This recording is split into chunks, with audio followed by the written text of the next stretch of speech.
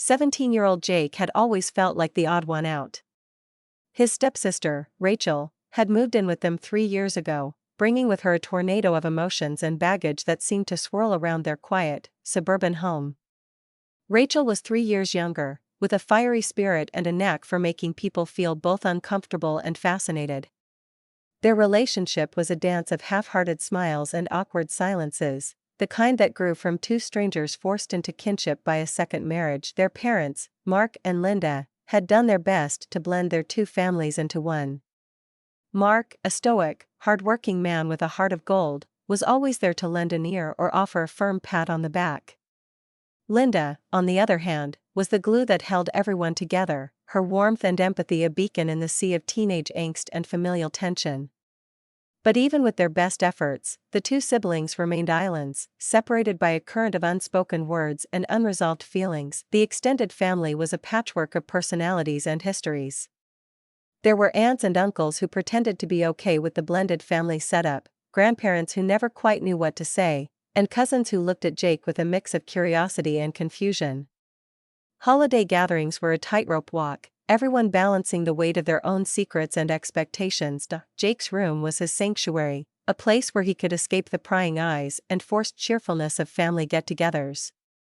Posters of rock bands and comic book heroes lined the walls, and the faint smell of old sneakers mingled with the scent of pizza from his latest gaming marathon. His computer was his window to the outside world, where he could be anyone, do anything, without the burden of his family's expectations or Rachel's accusatory glares. One evening, as the light outside grew soft and the house filled with the aroma of Linda's famous lasagna, Rachel barged into Jake's room without knocking. "What are you playing?" she asked, her voice laced with a challenge she didn't quite understand. Jake looked up from his screen, his eyes weary but alert. "Just a game," he mumbled, not looking away from the virtual battle raging before him. Rachel hovered for a moment, her curiosity piqued, before rolling her eyes and retreating. It was a scene that had played out 100 times before, but tonight felt different. There was an edge to the air, a tension that seemed to coil around them like a snake waiting to strike. The next day, as Jake was packing his school bag, Rachel's voice echoed down the hallway, thick with tears. "Mom, Dad, you need to come here now." The footsteps that followed were heavy with a weight that Jake had never heard before. His heart racing, he stepped out of his room to find Rachel standing in the living room, her eyes red and puffy, her clothes rumpled. "Jake," she whispered, her voice shaking, "he did something to me last night." The room spun as Mark and Linda looked at him, their expressions a mix of disbelief and horror. "What are you talking about?" he managed to choke out, his voice sounding foreign in his own ears. The accusation hit him like a punch to the gut. Rachel had told them that he had snuck into her room while she slept and done things she didn't want to talk about. His parents didn't need to hear more. Mark's face was a thundercloud, his voice low and trembling with rage. "Get out," he said, his finger pointing at the door. "Get out of my house." Linda looked stricken, her hand over her mouth, tears welling in her eyes. She didn't speak, couldn't, as Jake grabbed his jacket and stumbled out into the cold. The drama that unfolded was like a tornado, ripping through the fabric of their lives and leaving nothing but devastation in its wake. The whispers started almost immediately, hushed conversations that grew louder with each retelling. Jake's friends looked at him differently, their eyes full of doubt and fear. The school was a minefield of rumors and accusations. His teachers offered sympathy that felt more like pity. And Rachel was everywhere, a specter of accusation that haunted him no matter where he went.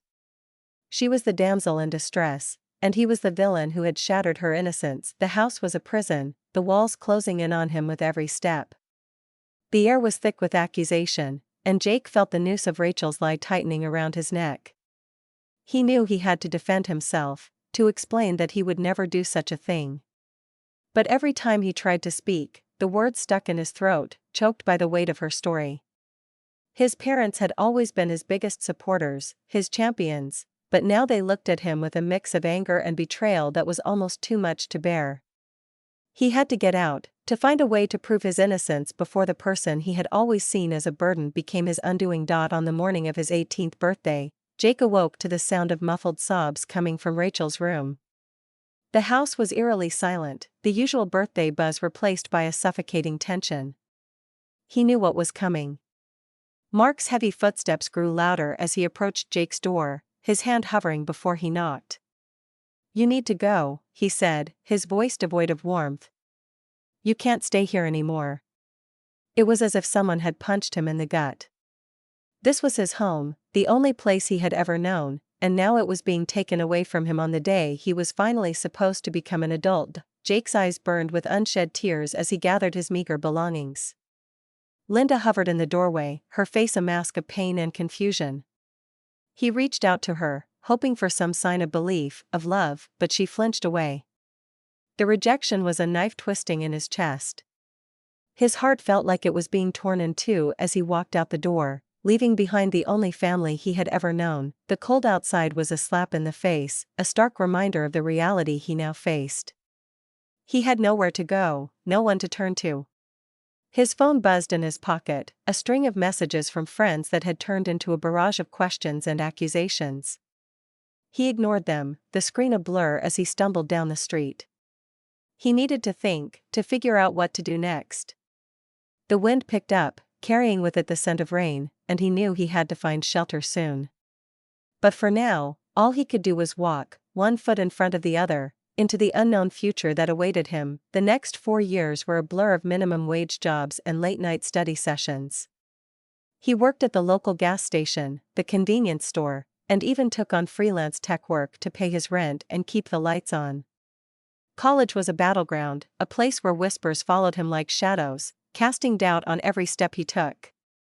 Yet he persevered, driven by a fierce determination to prove Rachel wrong and reclaim his life. Each night, as he collapsed onto his bed, the weight of his textbooks and his job uniforms heavy on his shoulders, he promised himself that he would not let her win. The days turned into weeks, the weeks into months, and slowly the months into years. Jake's face grew lean from stress, his eyes hollowed by the weight of his secret. He avoided Rachel at all costs, their paths crossing only briefly during the holidays that had once been filled with laughter and love. She had grown colder, more distant, and he couldn't help but wonder if she believed her own lies. Yet every time their eyes met, the accusation was there, a silent scream that pierced through him like an arrow. Jake's graduation was a bittersweet victory. He had done it, against all odds, but as he accepted his diploma, he couldn't help but feel the emptiness of the achievement without his parents in the audience.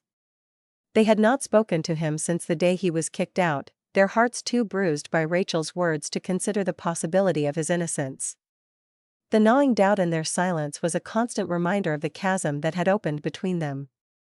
As he tossed his cap into the air, he vowed to himself that he would not let Rachel's lie define him, that he would rise above the ashes of his old life and build something new, something that would make his parents proud. The years had taught him resilience, had forged a strength within him that he never knew existed.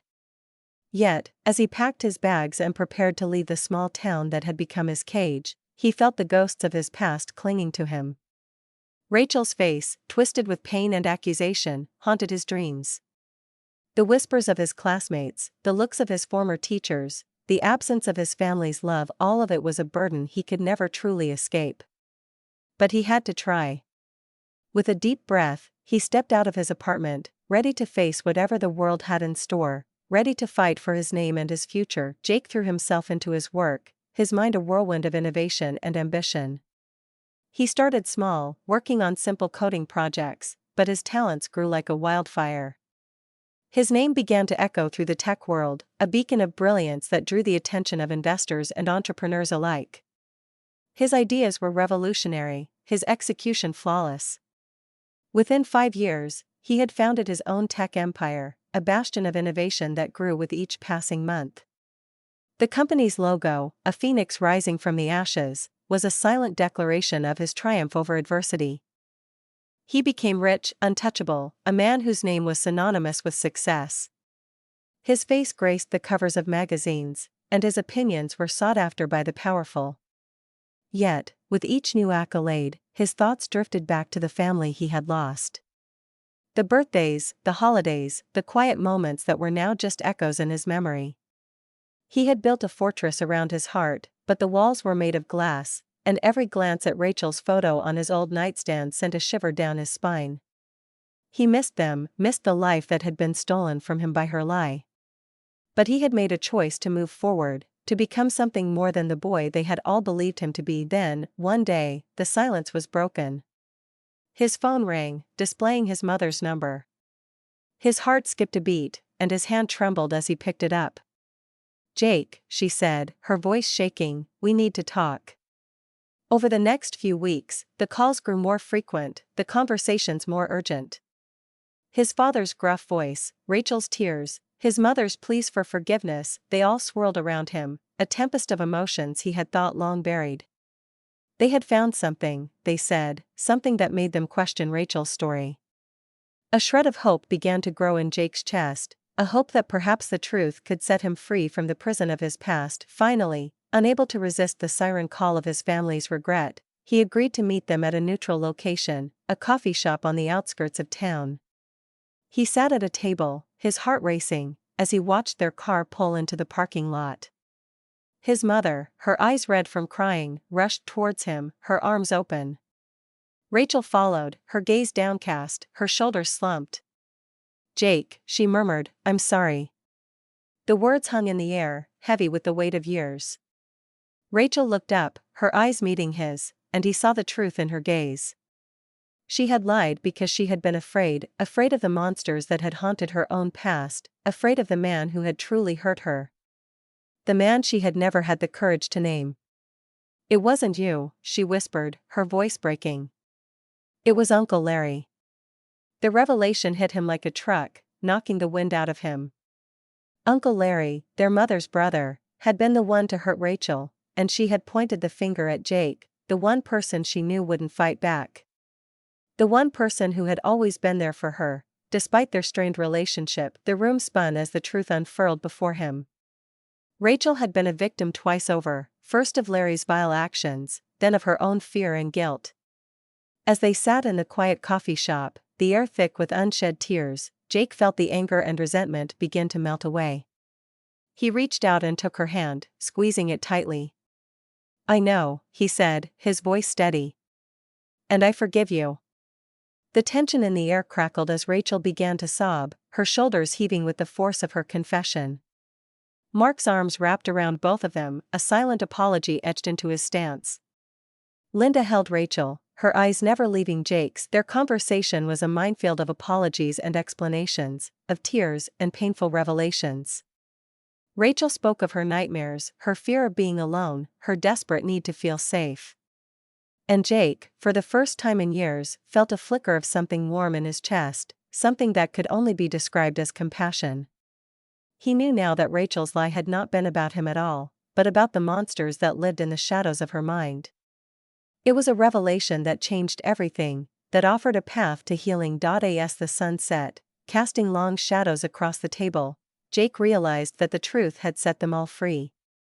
Rachel was no longer a victim of his supposed assault, but of a man who had stolen her childhood. His parents were no longer the ones who had turned their backs on him, but the ones who had fought to find the truth. And he was still the boy they had thrown out, but now he was also the man who had the strength to forgive. The journey ahead would be long and fraught with challenges, but for the first time in a very long time, Jake felt like he was not walking it alone. "I'm sorry, Rachel," he murmured, his voice thick with emotion. "I'm sorry you went through all of that, and I'm sorry that I wasn't the brother you needed me to be." Rachel looked up, her eyes meeting his, and for a moment, it was as if the years of anger and pain melted away. "You were," she whispered. "You just didn't know it." Mark cleared his throat, his hand on Rachel's shoulder. "We need to deal with Uncle Larry," he said, his voice grim. "You're not to go anywhere near him, Rachel. And Jake, we need to make this right." The months that followed were a whirlwind of police reports and therapy sessions. Rachel faced her fears and finally spoke the truth, her voice trembling as she recounted the horrors Larry had inflicted upon her. Jake stood by her side, his fists clenched in silent rage as he listened to the details of his sister's suffering. But as the truth unfolded, so did Rachel's courage. With each step forward, she grew stronger, and Jake could see the beginnings of a new relationship forming, one built on a foundation of understanding and love. Larry, the man who had been the dark secret in the family's closet, was brought to justice. The trial was a spectacle, a public dissection of a man who had thought he could get away with his crimes. Rachel's words, spoken with the kind of courage that only comes from survival, sent him to a place where he could never hurt anyone again. And as Jake watched him being led away in handcuffs, he felt a strange mix of anger and relief. The monster was gone, but the scars remained. Life didn't return to normal overnight. The family had been irrevocably changed by Rachel's lie, and the road to forgiveness was paved with awkward silences and tentative smiles. But with time, the ice began to thaw. Jake moved back home, his relationship with Mark and Linda tentative at first, but growing stronger with each shared meal, each family gathering. Rachel's nightmares lessened, and she began to flourish, finding her own voice and her own path. And as they sat around the dinner table, the air no longer thick with accusation, Jake felt the beginnings of something he hadn't felt in years: happiness. They were not the same family they had been before the storm, but they were a family nonetheless, one bound by love and the will to survive. And in the quiet moments, when the ghosts of the past no longer whispered, Jake knew that he had found his way home.